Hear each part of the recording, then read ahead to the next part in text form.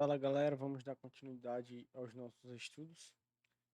Agora vamos para esse próximo tópico. Vamos ver o que são serviços externos exatamente. Então vamos lá. Você conhece a diferença entre o serviço web externo e os serviços externos? Começaremos com algumas definições úteis. Vamos um aqui. Então vamos lá. Serviços externos. Produto de integração do Salesforce que engloba, primeiro, registrar um serviço web externo que você envia como uma especificação compatível com o Open API para definir o serviço web. E dois, magicamente, bem, quase, né? Vai fazer as operações de um serviço web externo para o Salesforce plataforma. Veja ações invocáveis. Para uso com ferramentas de apontar e clicar, como o Flow Builder. Resumidamente, ele conecta API REST, REST, API REST externas usando o padrão do Open API. Então temos aqui um esquema, né, uma ilustração aqui dos serviços externos. A tradução aqui quer dizer mais ou menos a maneira de baixo código para acessar processos de negócios externos. Então, temos aqui os seus sócios e serviços externos, né? Certo? Que faz uma comunicação via API, né? Com alguns serviços externos. Temos aqui, por exemplo, AWS, né? APIs públicas. Essas aqui já são proprietários.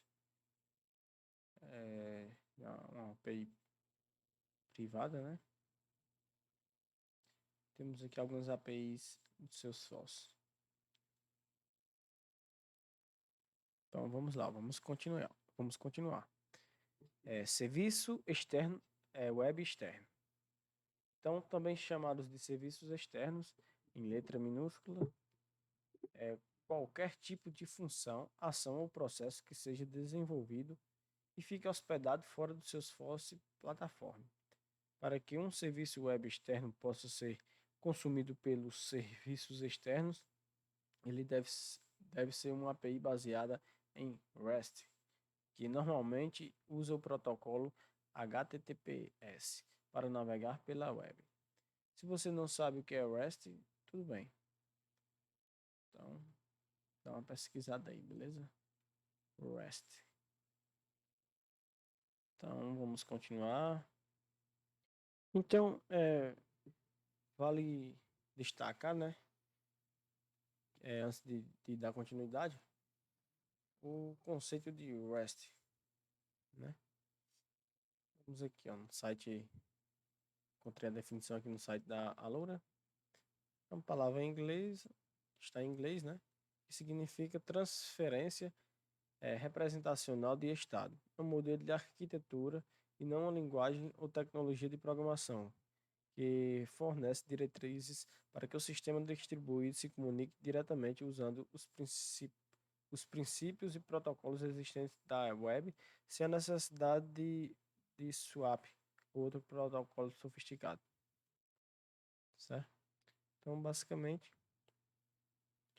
é, temos aqui, ó, basicamente, né, os conceitos de REST foram submetidos à tese de doutorado, ficaram aqui, né, no ano 2000, quando o principal do princípio fundamental é usar o protocolo HTTP para comunicação de dados. Então, vamos gravar esse esse conceito aqui, né, que o conceito de REST, ele basicamente é utilizado como princípio fundamental para usar o protocolo de HTTP para comunicação de dados. A arquitetura REST é simples e fornece acesso aos recursos para que o cliente REST acesse e renderize os recursos do lado do cliente no estilo REST, URI ou IDs globais, ajudam a identificar cada recurso.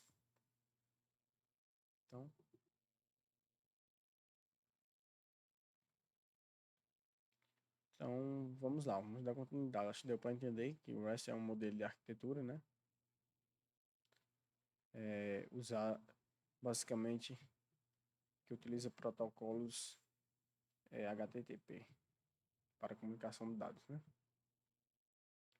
Então, vamos lá. Especificação de API. API é um arquivo que contém o esquema descritivo que define o que uma API pode fazer. Os serviços externos aderem ao formato de especificação OpenAPI baseado em JSON, certo? JSON. Uma especificação de API pode ser lida por humanos e máquinas. Ela define as noções básicas para a nomeação, a ordenação e o conteúdo dos objetos e assegura integrações claras com uma API REST. Consulte a especificação OpenAPI. Então, ações invocáveis no contexto de serviços externos representam os blocos de construção declarativos disponibilizados por um número cada vez maior de ferramentas da Salesforce plataforma, como o Flow Builder, os bots do Einstein, Ações invocáveis ajudam administradores e desenvolvedores a fornecer uma forma de implementar e usar qualquer tipo de ação de maneira consistente. No ecossistema dos serviços externos, depois de registrar as operações do seu serviço web externo nos serviços externos, você poderá acessar as ações invocáveis resultantes, por exemplo, da ferramenta Flow Builder. Flow Builder, um fluxo de construtor de fluxo, né? Uma ferramenta do tipo apontar e clicar para criar fluxo. Fluxo. Um fluxo é a parte do Salesforce Flow que coleta dados e realiza ações em sua organização do Salesforce ou em um sistema externo. Salesforce Flow inclui fluxos criados com o Flow Builder e processos criados com o Process Builder, construtor de processo. Mas espere um pouco, ainda não acabou. Embora esses termos especificação do OpenAPI, especificação de API e esquemas sejam voltados para desenvolvedores, os serviços externos ajudam a preencher a lacuna entre a codificação dos serviços web e a automação do acesso a eles. Mais tarde veremos um caso de uso de aplicativo simples que percorre uma especificação de API de um serviço web, registra as operações definidas no esquema e usa o Flow Builder para arrastar e soltar as ações disponibilizadas agora em um fluxo. É hora de voltar atrás e olhar para o panorama geral a fim de entender os blocos de construção interconectados de serviços externos. Mas enquanto estamos vendo isso, observe que muito do trabalho de registrar um serviço web externo seu é feito declarativamente por meio da página de registro dos serviços externos. Depois de registrado, você pode usar ferramentas como o Flow Builder para criar um fluxo com ações invocáveis de seu serviço web. Então temos aqui Salesforce, né?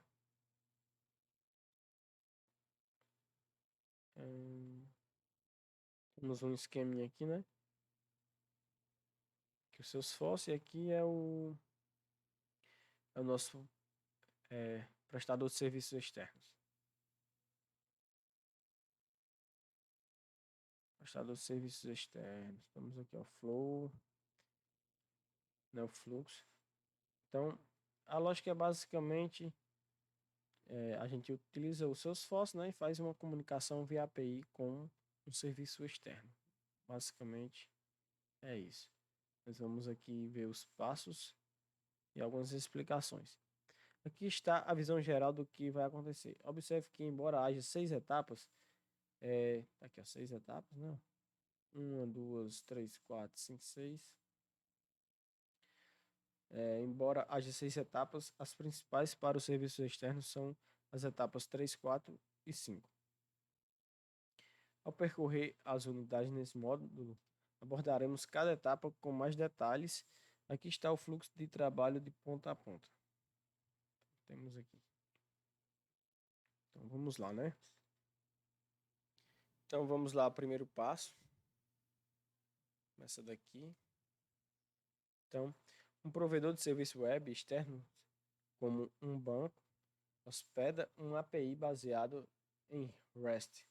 Neste cenário, pense em uma API baseada em REST como a que especifica um tipo de contrato entre o banco, provedor, e você, consumidor. Segundo, o provedor de serviços da web, como no nosso exemplo de serviços bancários web, aqui ó, serviços bancários web, ou um desenvolvedor, ou até mesmo você compartilha uma especificação de API baseada em JSON, que descreve a API. Aqui, escreve a API, terceiro passo, configuração. Um administrador ou desenvolvedor do Salesforce cria declarativamente uma credencial nomeada para autenticar no ponto de extremidade do serviço web usando a URL da API baseada em REST fornecida pelo provedor do serviço web externos.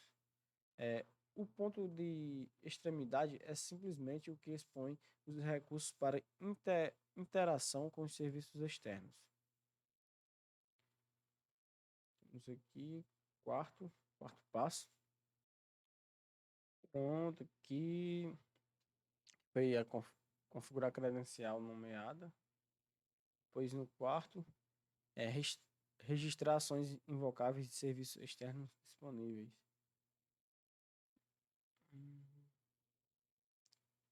Bora lá, o quarto. Então, um administrador do Salesforce registra declarativamente o serviço web e usa a credencial nomeada e a especificação da API durante o processo de registro. Os serviços externos importam as operações da especificação da API para sua organização e as disponibiliza como ações invocáveis. Quinto passo, um administrador do Salesforce usa o Flow Builder para acessar as ações de fluxos invocáveis que foram registradas na etapa 4. Aqui, ó. Depois, por último, durante o sexto passo, né? Durante o tempo de execução, o fluxo envia um callout ao ponto de extremidade do serviço.